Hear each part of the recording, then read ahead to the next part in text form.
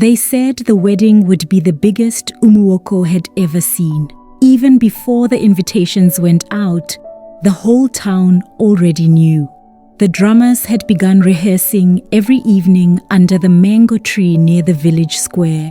The caterers were arguing over who would cook the jollof. Even Mama Nkechi, the market gossip, had stopped talking about her neighbor's cheating husband just to discuss it. Everyone was waiting for that day, the day Amara Nwosu would marry Chike Obi. But on the morning of the wedding, before the sun even rose, the bride was gone. People still talk about it. Some said she was kidnapped. Others whispered that she had gone mad from fear or cold feet. But those who truly knew Amara, the quiet, polite seamstress with the gentle eyes, knew she wasn't the kind of girl to run away without reason. To understand why Amara walked away, you have to go back to where it all began. Amara grew up in a small town called Umuoko, on the edge of Enugu. It was the kind of place where everyone's life was everybody's business. The roads were dusty, the power went off more often than it came, and dreams usually stopped at the town border. But for Amara, life was simple, not easy, but simple. Her father, a carpenter, had died when she was 15. Her mother, Mama Rose, sold puff puff by the roadside near the church. They didn't have much, but they had each other. After her father's death, Amara learned to sew from an old tailor named Mama Ebele. She started by fixing torn school uniforms for children in the neighborhood. With time, she got better, and people started calling her Amara the designer.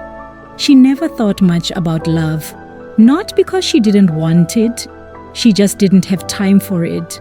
Most men in Umuoko were either jobless, unserious, or already married, so she focused on work and helping her mother.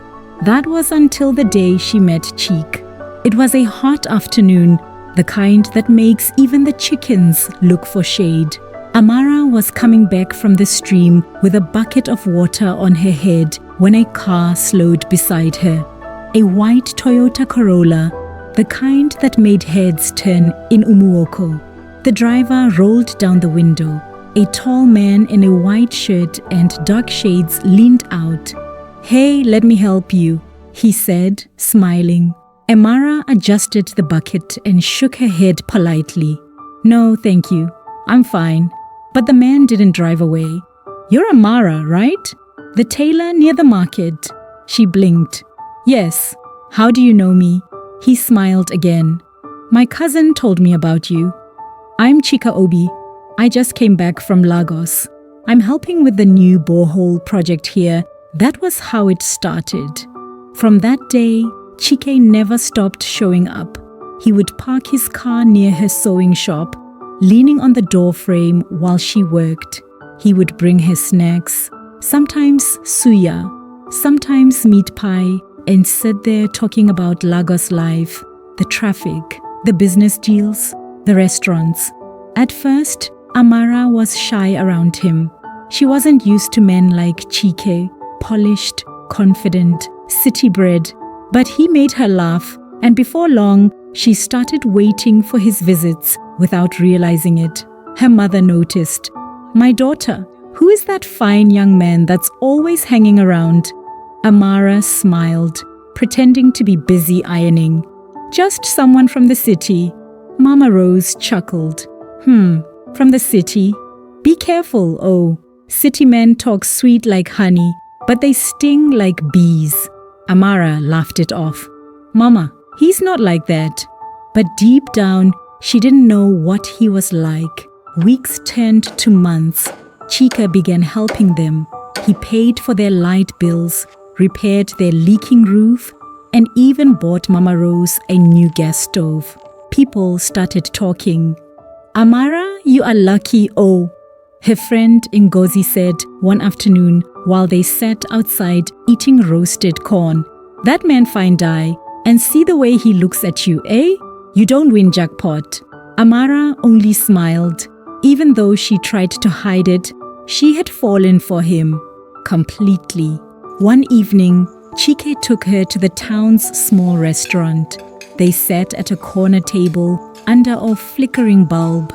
He ordered rice and chicken for both of them, then reached across the table to hold her hand. "Amara," he said softly, "you're different. I've met many women, but none like you." She blushed, looking away. "You're just saying that." "I mean it," he said, his voice calm but firm. "You make me want to do better. I want to build something real. With you?" It was the first time a man had said those words to her. 3 months later, he proposed. He didn't kneel. There was no ring or big crowd, just him and her under the mango tree behind her house as fireflies floated around. "I want to marry you," he said. "Let's make it official." Amara's eyes filled with tears. She nodded. Yes. When Chike brought his people for the introduction, the entire town celebrated. There were drinks, food, and music. Women danced, children clapped, and old men nodded approvingly. Mama Rose cried as she hugged her daughter. "Your father will be proud, my child. You deserve this happiness." Amara smiled through her tears. Everything finally felt right. But deep down, there was something she couldn't name. A small, cold feeling that came and went like a shadow. She ignored it. After all, wasn't every love story supposed to have small challenges? 3 weeks to the wedding, Amara was at her shop, stitching a client's dress, when a strange woman walked in. She was tall, fair, and dressed in city clothes, jeans, heels, and perfume that filled the room. Her voice was calm but sharp. "Are you Amara Nwosu?" "Yes," Amara replied, a little confused. The woman looked her over slowly. "You're the one marrying Chike Obi?" Amara's needle paused mid-air. "Yes." "Do you know him?" The woman smiled, but not kindly. "Oh, I know him well. He's my husband." Amara froze. "Your what?" "My husband," the woman said again, showing a small gold ring on her finger. "We've been married 3 years. We have a daughter in Lagos. I didn't know he was planning another wedding here." The scissors slipped from Amara's hand. The woman didn't shout. She just adjusted her bag and walked out, leaving behind a perfume trail and silence that screamed louder than words. Amara stood there, shaking. Her chest felt tight, her throat dry. She didn't know whether to cry or scream. That night, she couldn't sleep. Her mother kept asking what was wrong, but Amara said nothing. She stared at the ceiling, tears silently rolling down her face. By morning, she had made up her mind. Cheek came to see her, smiling as always, unaware of the storm coming. "Amara, my love, how's the gown coming along?" She didn't answer. She stood still, watching him. He frowned. "Why are you looking at me like that?" "Who is Ada?" she asked quietly. Cheek's smile faded. "Where did you hear that name?" "So she's real?" Amara whispered. "Amara, listen." "No, you listen," she said, her voice breaking. "She came to see me. She said she's your wife. You have a child with her. Tell me it's not true." Chaik rubbed his face. "Amara, please. It's not what you think." "Then what is it?" "She was my past. Things didn't work out between us." "She said you're still married." He looked away. "We're not together anymore. I was going to explain after the wedding." "After the wedding?" she repeated, almost laughing. "You wanted to lie to me forever." He tried to reach for her hand, but she stepped back. "Amara, I love you. I made mistakes, yes, but I'm here for you. You're my future." She shook her head, tears falling. "You're a liar." Chike sighed heavily, frustration slipping into his voice. "Don't throw this away because of one mistake. Everyone has a past. Amara looked at him, the man who had promised her forever, who had made her believe in love again. And for the first time, she saw a stranger. That was the last time they spoke. 3 days before the wedding, Amara disappeared. She left before dawn, carrying only a small bag with clothes and a little money. No note, no message, nothing. Her mother woke up to find her gone. She searched the market, the church, even the nearby bus station. Nothing. People began to whisper. Maybe she ran away with another man. Maybe shame killed her. Or maybe she just went mad. But Mama Rose knew better. She sat on the wooden bench outside her house, staring at the empty road, tears drying on her face. "My daughter didn't run," she said softly. She walked away to save her peace. And somewhere far from Umuoko, under a rising sun and a sky heavy with promise and pain, Amara was walking, unsure of where she was going, but certain of one thing: she could never go back. Amara didn't look back. The road stretched ahead like a wound, wide and red from the early sun. Her slippers were soaked from dew, and her small bag felt heavier with every step. Buses roared past, splashing muddy water, but she kept walking. She didn't know where she was going, only that she needed to get far enough so no one could drag her back. By midday, her legs ached and her stomach growled. She stopped near a roadside kiosk where a woman was frying akara. The air smelled like oil and smoke. "How much?" Amara asked softly. 50 naira, the woman said without looking up. Amara counted her remaining notes, a few crumpled hundreds. She bought 2 pieces and a sachet of water, then sat under a mango tree, eating slowly.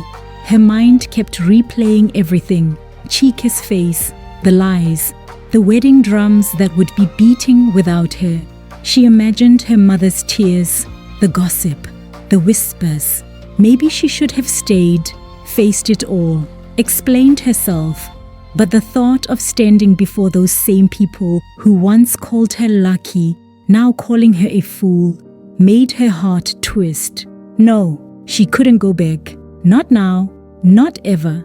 That night, she found a small park near a junction and slept on a wooden bench. The wind was cold, the mosquitoes relentless.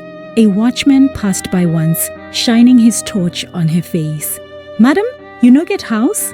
She shook her head, whispering, "I'm just passing." He shrugged and walked on. By morning, her body ached all over, but she was alive. That was enough. Over the next few days, Amara followed the main road, taking lifts from kind strangers and sometimes trekking for hours. She told people she was going to stay with a relative in Onitsha. It wasn't true, but it kept questions away. By the 5th day, she arrived in the noisy city, horns blaring, people shouting, life rushing at full speed. She had never seen so many cars, so many faces that didn't care. She found a cheap guest house near Upper Iweka and paid for 2 nights. The room was small, the fan broken, the sheets rough, but it was a roof. Each night, she would lie awake, listening to the distant music from bars and the hum of generators, thinking about everything she had left behind. Her mother's laugh, her small sewing shop, her old life. Sometimes she cried quietly into her pillow, wondering if she'd made a mistake. But every time she pictured a Chike's smile, that practiced, charming smile that hid lies, she reminded herself why she left. On the 3rd morning, her money was running out. She walked to the main market, hoping to find work. The market was alive with noise and color. Traders shouting prices, women balancing baskets on their heads, hawkers chasing buses. She stopped at a tailor's stall, a woman in her 40s, cutting fabric behind an old black sewing machine. "Good morning, Ma," Amara said. I'm a tailor. I'm looking for work. I can sew anything. The woman looked up, skeptical. You from around here? No, ma. I came from Umuoko. I just need a chance. The woman studied her a moment longer, then pointed at a stool. Sit. Let me see what you can do. She handed her a piece of fabric. Sew the sleeve. Amara's hands trembled at first, but once she touched the machine, the fear melted away. Her stitches were neat and quick. The woman nodded slowly. You sabi work. Okay, I'll let you help me for a week. No pay yet. If you do well, I go keep you. Amara smiled weakly. Thank you, ma. And just like that, she had a new beginning. Small, fragile, but hers. That week, she worked long hours, hemming dresses, patching torn jeans, running errands. She ate little, saved everything, and slept on a mat behind the shop. The other workers called her village girl, teasing her accent and quiet ways, but she ignored them. Each night, when the city lights faded and the air grew cool, she would sit outside watching the stars, whispering small prayers. Then one evening, while closing the shop, she saw him. A young man in a brown shirt stood across the street, watching her, not in a threatening way, more curious, like he was trying to remember where he knew her from. When their eyes met, he smiled. Amara quickly looked away, pretending to lock the door. But when she glanced up again, he was still there, still smiling. She hurried off down the street, clutching her bag. Her heart beat faster than it should. The next evening, he came again. This time, he spoke. Excuse me, you dropped this yesterday. He held out a small piece of cloth. Amara blinked. I didn't. Then she saw it. A scrap from the fabric she had been sewing the day before. Thank you, she said quietly. He smiled again, warm and easy. No problem, I'm Ameka. I run a printing shop across the road. She hesitated. I'm Amara. Nice name, he said. You new around here? Yes. Welcome to Onitsha, he said, still smiling. It's crazy, but you'll get used to it. Amara nodded, unsure what else to say. For the first time in weeks, someone's kindness didn't feel heavy. When she walked back to the shop that night, she caught herself smiling. Just a little. Part 3. Amara didn't see Ameka again for the next few days, but somehow his smile lingered in her mind. There was something calm about him, a kind of warmth she hadn't felt in a long time. Life in Onitsha was slowly settling into a pattern. Wake up early, sweep the shop, work till night, sleep. Her hands were always sore, her eyes tired, but she preferred the exhaustion. It left no room for thinking too much. Mama Bisi, the woman who owned the shop, had begun to like her. You quiet, but you get sense, she would say. Some of these girls only know how to talk and gossip. You just work. Amara smiled politely whenever she said that. She didn't tell her that she stayed quiet because silence was easier than lies. One Friday evening, after closing the shop, Amara walked toward the junction to buy bread. The street was alive, traders shouting, KK horns blaring, music blasting from a nearby bar. Then she heard someone call her name. Amara! She turned. It was Ameka, waving from across the street, standing in front of a small printing shop with colorful banners hanging outside. She crossed over, careful not to smile too much. Hey, he said. I didn't think I'd see you again. I work nearby, she said softly. At Mama Bisi's tailoring shop. I know, he said, grinning. I see you pass every day. You do? Of course. Hard not to notice the girl who never looks up. She laughed. A small, quick laugh she hadn't made in weeks. He pointed inside his shop. You want to come in? It's not fancy, but I just made zobo. Cold one. Amara hesitated. Her mother's voice echoed in her mind. Be careful, oh. City men talk sweet like honey, but they sting like bees. But Emeka didn't look like the stinging type. He looked tired, honest. She followed him inside. The shop was small, with posters, ink bottles, and a humming printer. Emeka poured her a cup of zobo and sat opposite her. So, he said, leaning back, you from where? Umuoko, near Enugu. Ah, I know that side. My uncle's from Nsuka. Small world. Amara smiled faintly. It's a quiet place, very different from here, I can imagine. Onitsha will wear you out fast if you're not strong. They talked for nearly an hour about work, family, and the chaos of city life. He told her about losing his father early, about running the print shop to support his younger sister who was in school. When Amara finally stood to leave, he said, "Come by again sometime? Not for zobo, for gist." She laughed. "We'll see." Over the next few weeks, they began to talk more, sometimes at the shop, sometimes at the food stand near the junction.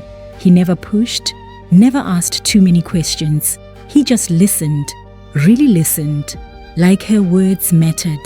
One evening, after work, rain began to fall, sudden, heavy, loud, the kind that made the streets flood in minutes. Amara stood under the shop's tiny roof, watching the water pour down. Then she heard a familiar voice. "You'll get drenched if you stay there." Emeka shouted from across the road, holding an umbrella. She smiled despite herself. He ran to her side, shoes splashing through puddles. "Come, let's wait in my shop," he said. Inside, the generator hummed softly. He handed her a towel. "You okay?" Amara nodded, her hair damp and curly. For a moment, silence filled the air, heavy but not uncomfortable. Emeka spoke first. "You don't talk much about yourself. Why?" Amara looked down. "Because the past is heavy." He nodded slowly. "You don't have to tell me. Just don't let it keep you in chains." Something about those words broke her a little. She blinked away tears before they could fall. He changed the topic, telling her jokes about customers who wanted banners with impossible deadlines. She laughed again, genuinely this time. When the rain finally stopped, she stood to leave. "Thank you," she said softly. "For what?" "For not asking too much." He smiled. Sometimes silence says everything. Days turn it into weeks, and Amara began to heal, not fully, but enough to breathe again. She saved her pay carefully, sending small money to her mother through a friend who traveled to Umuoko. She hadn't spoken to her since she left, but she wanted her to know she was alive. At night, she dreamed less of Chika and more of her future. Maybe her own shop, maybe peace. Then one afternoon, everything shifted again. She was working on a customer's dress when Mama Bisi called her. "Amara, somebody asking for you." Amara wiped her hands and stepped outside and froze. It was Ngozi, her childhood friend from Umuoko. "Amara?" Ngozi gasped, eyes wide. "So it's true. You're alive." Her voice was loud enough for half the market to hear. Amara felt the world tilt. "How did you find me?" she whispered. "I came with my aunt to buy materials. I just saw you now." "Ah, Amara, you don't suffer. Your mother has been crying every day. They said you vanished." Amara looked around nervously. "Ngozi, please, keep your voice down." "Sorry," Ngozi said, lowering her tone. "But why didn't you send word? People thought you died, even that your husband-to-be..." "Don't," Amara said sharply. Ngozi paused, studying her face. "You mean it's true, what they said about him?" Amara swallowed hard. "He lied to me. He had a wife. I couldn't stay." Ngozi's eyes softened. "Eya, my sister, life is wicked sometimes. I just want to forget." Amara said quietly. Ngozi nodded. I understand. Don't worry, I won't tell anyone I saw you. But your mother, she deserves to know you're okay. Amara nodded slowly. Tell her, I'm fine. Just tell her that Ngozi hugged her tight before leaving. But as Amara watched her disappear into the crowd, a cold fear settled in her chest. If Ngozi could find her, anyone could, even Chike. That night, she couldn't sleep. Every sound outside, a door closing, footsteps passing, made her flinch. She imagined Chike's angry face, his voice saying her name. She thought about leaving again, maybe going farther this time, maybe to Port Harcourt or Benin. But something inside her resisted. She was tired of running. The next morning, Emeka noticed her red eyes. You didn't sleep well, he said. Amara shook her head. I saw someone from home. He didn't press for details. He simply said, maybe it's time you stop hiding. People can't hold your peace hostage forever. His words stayed with her all day. That evening, as the sun sank behind the buildings, Amara stood outside, watching the street.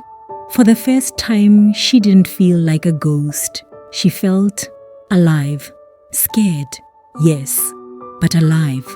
She didn't know what tomorrow would bring, but she knew one thing. Her story wasn't over. Not yet. It had been 3 months since Amara left Umuoko. 3 months since she'd stepped into Onitsha with nothing but fear in her heart and a bag of old clothes on her back. Now, she had something close to a life. People in the market greeted her. Mama Bisi trusted her with customers. And Emeka, he'd become her closest friend. But even peace, she'd learned, could be fragile. One quiet afternoon, as Amara was ironing a customer's lace gown, Mama Bisi's daughter ran in. Mama, there's a man outside asking for Amara. The iron slipped from Amara's hand and hit the table with a dull thud. Her chest tightened. Mama Bisi frowned. Who is he? I don't know, the girl said. He's wearing a fine shirt and sunglasses. Looks like Lagos person. Amara's legs felt weak. She wanted to run, to hide, but something inside her whispered, You said you were done running. She wiped her hands on her apron and walked outside. A tall man stood near the doorway, his back turned. When he turned around, her heart stopped. Amara, he said. It was Chike, her past, in human form. He looked exactly as she remembered, clean-cut, proud, confident. But his eyes were different now. There was something sharp in them. Chike, she said quietly. So it's true, he said. You really left me? I had to. He chuckled bitterly. Had to? You embarrassed me in front of both families. You ran like a thief. Because you lied, she said, voice trembling. You had a wife? You had children? He stepped closer. And you believed gossip? I saw her, Amara said. I spoke to her.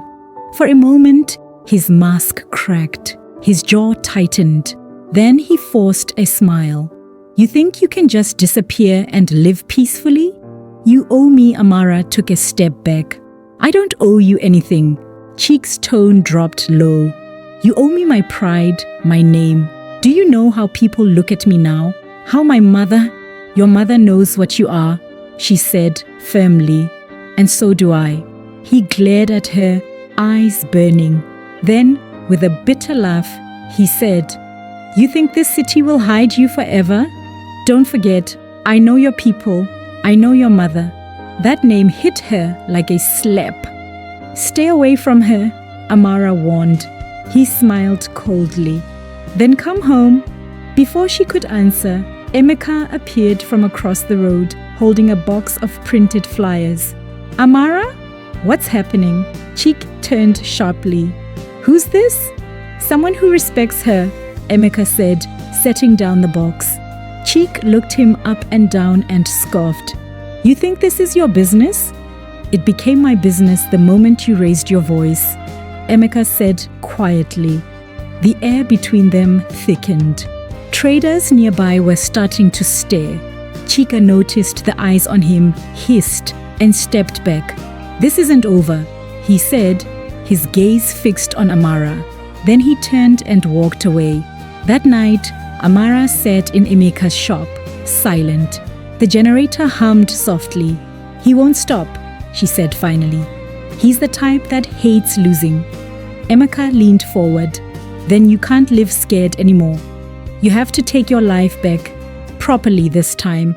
"How?" she asked. "He knows where I'm from. He knows everything." "Then tell your truth before he twists it," Emeka said. "Don't let him control the story." Amara looked at him, tears filling her eyes. "I've lived hiding for so long. I forgot what truth feels like." "Then start now," he said gently. The next week, Amara took a step she never thought she could. She traveled home. When she reached Umuoko, the same red dust roads greeted her, but she wasn't the same girl who had left. Her mother was sitting outside when she arrived, shelling groundnuts. For a long moment, neither spoke. Then her mother stood, eyes wet. "Amara?" Amara broke. She ran into her arms, sobbing like a child. "I'm sorry, Mama. I couldn't stay.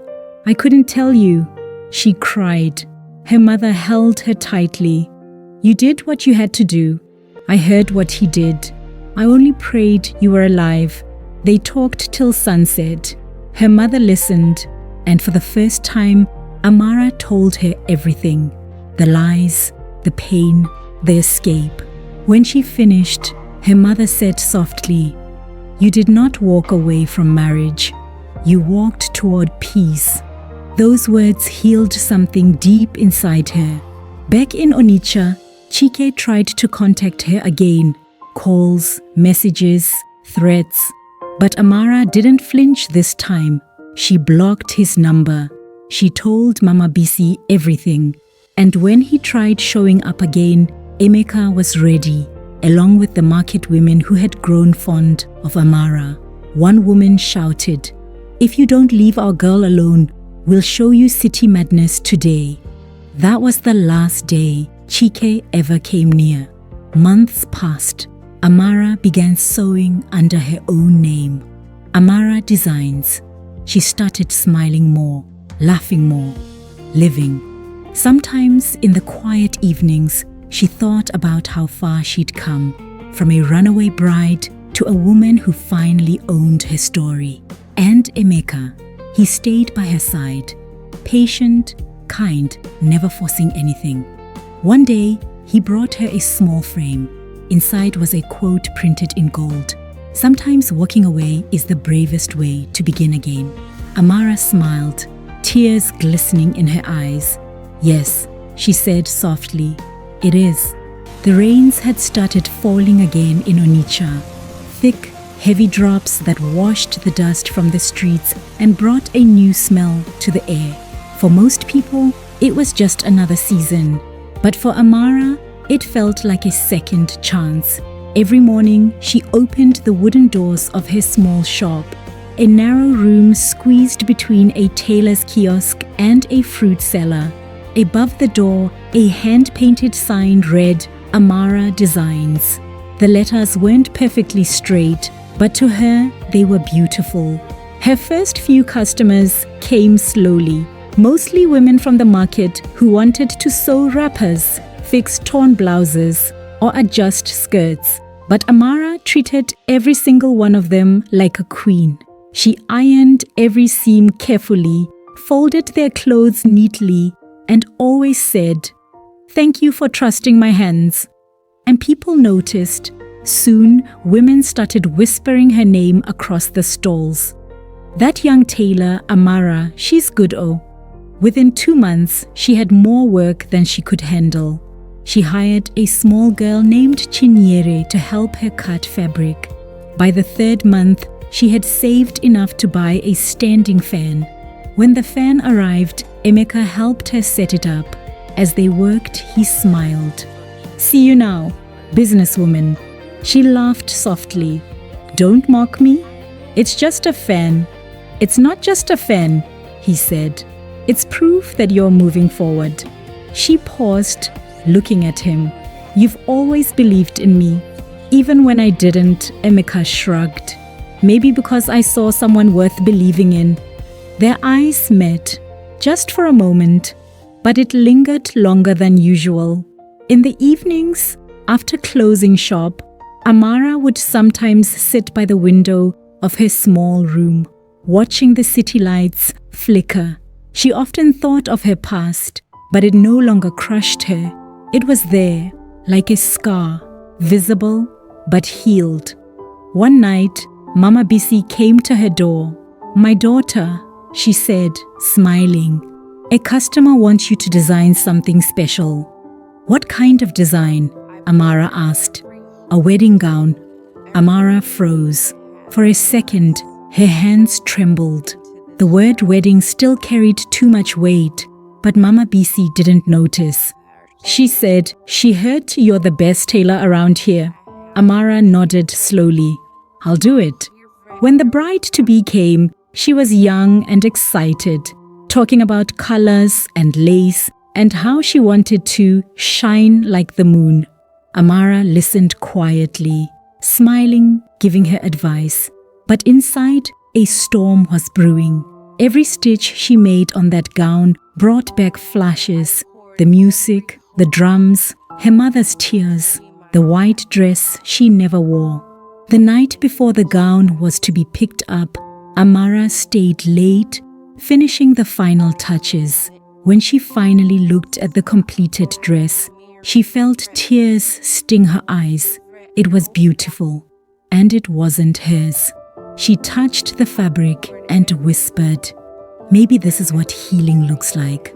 Sewing beauty from pain. Weeks turned into months.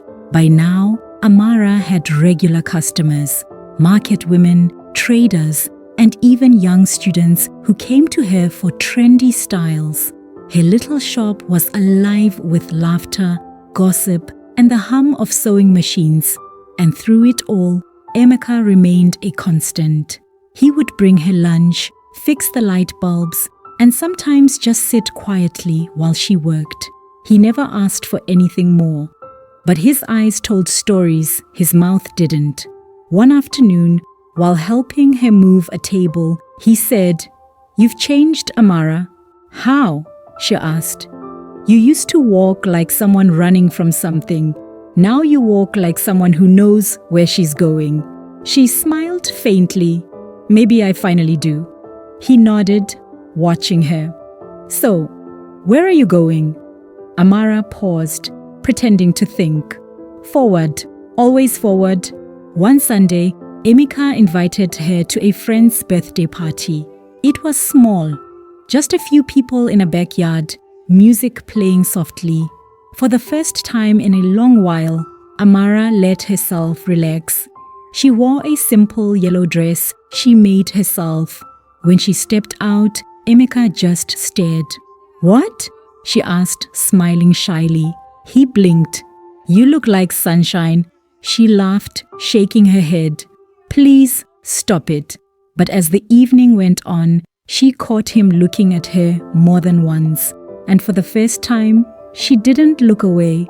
When they walked home together, the night air was cool and quiet. The sound of their footsteps echoed softly on the wet road. "Amara," Emeka said, stopping. She turned. "Yes?" He hesitated. "I don't want to rush anything, but I need to say this. I care about you, not just as a friend." Amara's heart raced. She had known this moment might come, but she wasn't ready. Not yet. I don't know if I can do that again," she whispered. "I understand," he said. "I'm not asking you to. I just want you to know that when you're ready, I'll still be here." She looked at him, really looked at him, and saw no games, no hidden agenda, no lies, just truth. "Thank you," she said softly, but peace never stays untouched. A few weeks later, Amara got a call from home.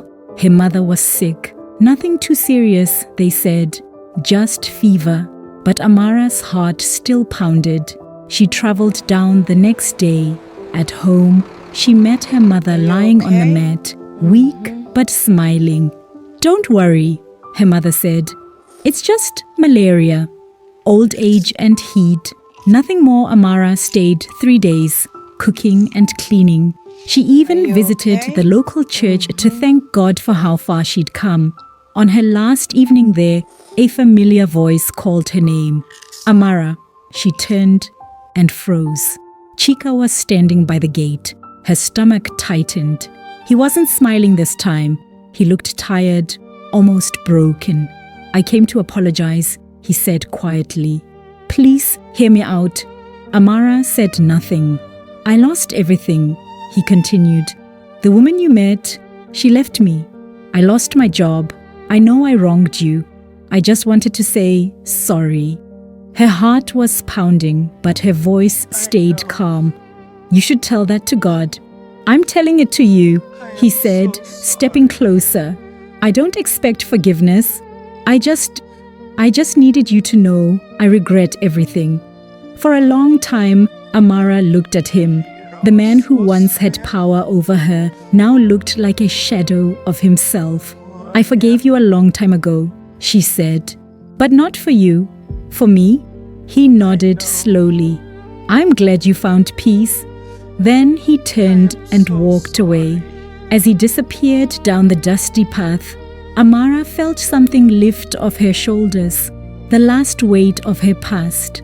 When she returned to Onitsha, Emeka was waiting at the station. "You okay?" he asked. She smiled. "I am now." That night, she sat by her shop, the streets quiet around her. She thought about everything, the pain, the growth, the journey. Maybe love didn't always end in weddings. Maybe it ended in strength. Maybe it ended in peace. But sometimes, if you are brave enough, maybe it could begin again too.